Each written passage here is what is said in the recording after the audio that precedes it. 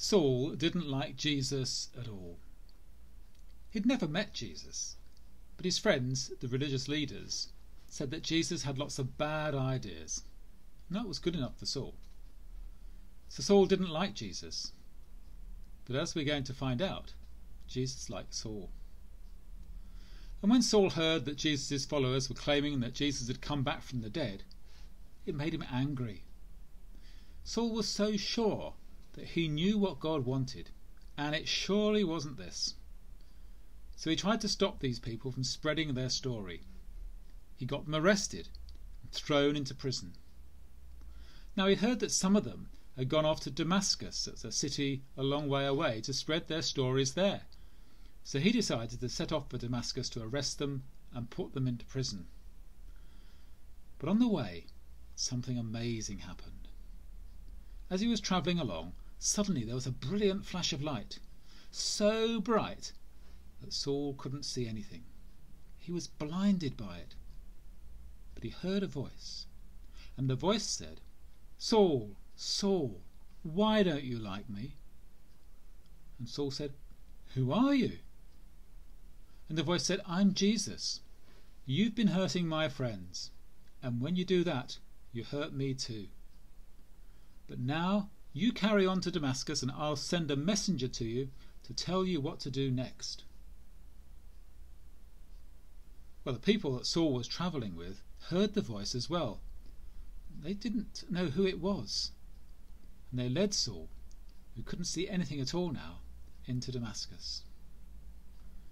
Now in Damascus, one of Jesus' friends lived, and his name was Ananias, and Jesus spoke to him too, and said to him that he was to go and find Saul and to pray with him and make him see again. Now at first Ananias was scared. He said to Jesus, "I've heard of this Saul, how he wants to arrest us all." But Jesus told Ananias that he, Jesus, had chosen Saul for a special job. So Ananias went to Saul and prayed with him, and amazingly, Saul could see again. And even more amazingly, Saul decided to change his ways and be a special friend of Jesus, and he started to tell everyone about him.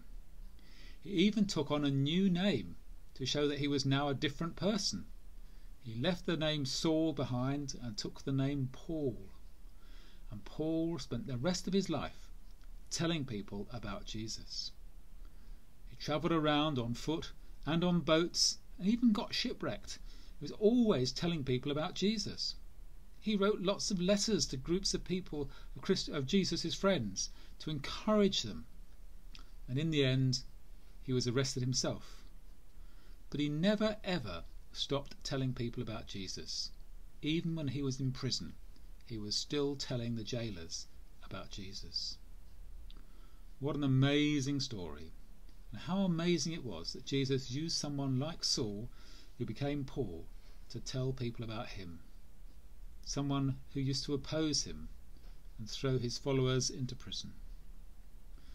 Maybe, just maybe, Jesus could use people like us as well.